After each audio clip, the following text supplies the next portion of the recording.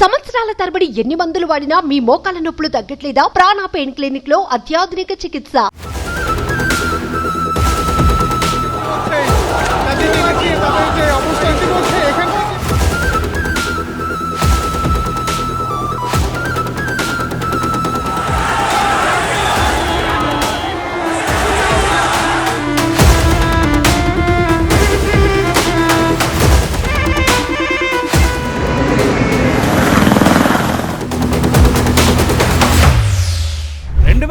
నుంచి బంగ్లాదేశ్ను పాలిస్తున్న ఆ దేశ ప్రధాని షేక్ హసీనాకు ఊహించని పరాభవం. బంగ్లాదేశ్ వ్యవస్థాపక అధ్యక్షుడి కూతురు అయిన షేక్ హసీనా ప్రపంచంలో అత్యంత ఎక్కువ కాలం ప్రభుత్వ అధినేతగా వ్యవహరించిన మహిళగా పేరొందిన షేక్ హసీనా పారిపోయారు. అవును, మీరు విన్నది నిజమే. ప్రాణభయంతో ఆమె దేశం విడిచి పారిపోయారు. ఈ ఏడాది జనవరిలో 4వసారి అధికారం చేపట్టిన ఆమె దేశం విడిచి పారిపోవాల్సిన పరిస్థితి ఎందుకు వచ్చింది? ఉవ్వెత్తున ఎగిసిపడిన నిరసన జ్వాలలకు సొంత సైన్యమే ప్రధానికి డెడ్లైన్ ఎందుకు పెట్టింది? ఆమె పారిపోయి మన ఇండియాకే ఎందుకు వచ్చారు? షేక్ హసీనా పారిపోవడంతో భారత్పై ఎటువంటి ప్రభావం పడబోతోంది? Let's watch this story.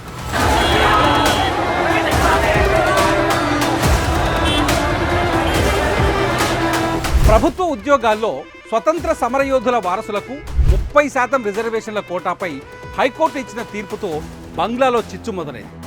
ఈ కోటాపై భగ్గుమన్న యువత ఆందోళనలు నిరసనలతో కథం తొక్కింది. చివరకు ఆందోళనకారులకు అధికార పార్టీ మద్దతుదారులకు మధ్య ఆదివారం జరిగిన ఘర్షణలు హింసాత్మకంగా మారాయి. ఈ ఘటనల్లో 14 మంది పోలీసులు సహా 100 మంది ప్రాణాలు కోల్పోగా వందలాది మంది గాయపడ్డారు. రిజర్వేషన్లపై జరుగుతోన్న ఆందోళనల్లో ఇప్పటి వరకు మృతి చెందిన వారి సంఖ్య 300 దాటింది. దీంతో భారత్ సహా పలు దేశాలు తమ పౌరులకు సూచనలు చేశాయి. బంగ్లాదేశ్లో ఎవరూ పర్యటించవద్దని హెచ్చరించాయి.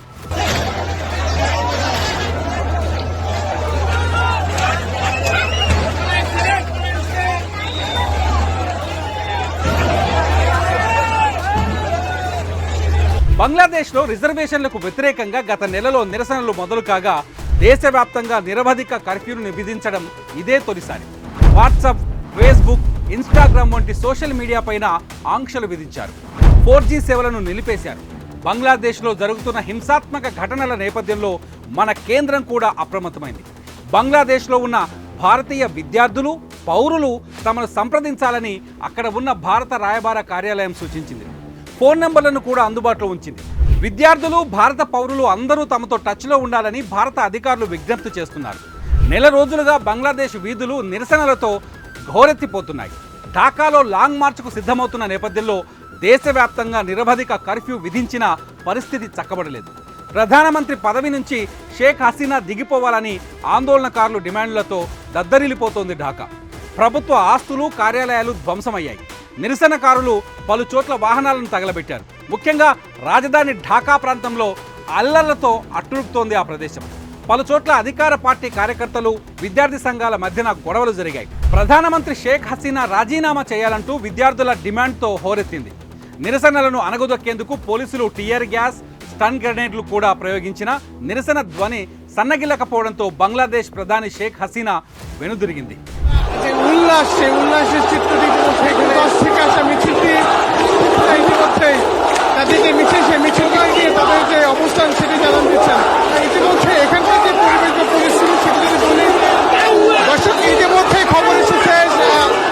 ప్రభుత్వ ఉద్యోగాల్లో స్వాతంత్ర సమరయోధుల వారసులకు 30% రిజర్వేషన్ కోటాను 1972లో తీసుకురాగా 2018లో అధికారంలో ఉన్న షేక్ హసీనా ప్రభుత్వం రద్దు చేసింది.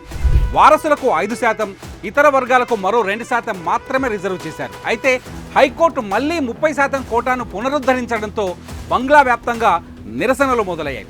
గత నెలలో హైకోర్టు తీర్పు చట్టవిరుద్ధమని బంగ్లా సుప్రీంకోర్టు స్పష్టం చేసింది. స్టే కూడా విధించింది.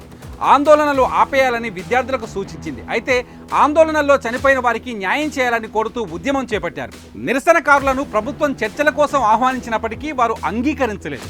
ఇక ఆందోళన చేస్తున్న వారు విద్యార్థులు కాదని బంగ్లాదేశ్ ప్రధాని షేక్ హసీనా ఆరోపించారు. ఇలాంటి వారిని అణిచివేయాలంటూ పిలుపునివ్వడంతో బంగ్లా యూత్ మరింత బగ్గుమంది. ఆదివారం చెలరేగిన అల్లర్లలో 100 మందికి పైగా చనిపోయారు. హింసలో ఇప్పటి వరకు 300 మందికి పైగా ప్రాణాలు కోల్పోయారు.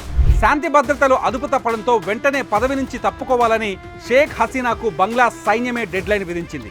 సైన్యం ఇచ్చిన 45 నిమిషాల గడువులోపే ఆమె తన పదవికి రాజీనామా చేశారు. రాజీనామా ప్రకటనకు ముందు షేక్ హసీనా ఢాకా ప్యాలెస్ నుంచి తన సోదరి గణభవన్తో కలిసి సురక్షిత ప్రదేశానికి బయలుదేరినట్లు సమాచారం.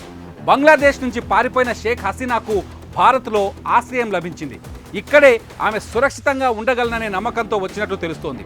హసీనా ఢాకా నుంచి అగర్తలాకు పయనమైనట్లు తెలుస్తోంది.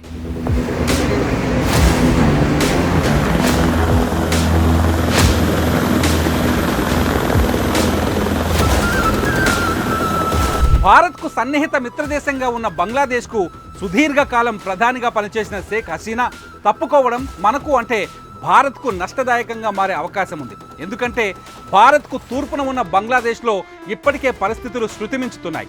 అక్కడి నుంచి భారత్కు తీవ్రవాదులు చాలా సులువుగా చొరబడుతున్నారు. వీరిని అదుపు చేసేందుకు హసీనా సర్కార్ ప్రయత్నిస్తూనే ఉంది. అంతలోపే ఆమెకు స్వదేశంలో ఇబ్బందికర పరిస్థితులు ఎదురుకావడంతో పదవి నుంచి తప్పుకున్నారు. భారత్కు అనుకూల నేతగా పేరున్న షేక్ హసీనా బంగ్లాదేశ్ ప్రధాని పదవికి రాజీనామా చేయడంతో ఇప్పుడు ఆ స్థానంలో ఆమె ప్రత్యర్థులు లేదా ఆర్మీ గద్దెనెక్కడం ఖాయం. అదే జరిగితే భారత్తో ఇప్పటి వరకు ఉన్న సన్నిహిత సంబంధాలు కొనసాగే అవకాశాలు తగ్గిపోతాయి. అలాగే భారత్తో ఇప్పటి వరకు బంగ్లాదేశ్కున్న సంబంధాలకు బ్రేక్ పడటం ఖాయం. అలాగే ఇరు దేశాల మధ్య మైత్రికి ఇబ్బందులు తప్పకపోవచ్చని అంచనా వేస్తున్నారు. దీంతో షేక్ హసీనా రాజీనామాపై భారత్ ఎలా స్పందిస్తుందన్నది ఉత్కంఠ నెలకొంది. బంగ్లా పరిస్థితులు ఇప్పటికైనా చక్కబడుతాయా? మనకు బంగ్లాకు ఉన్న సత్సంబంధాలు ఇక మీదట కొనసాగుతాయా? వేచి చూద్దాం.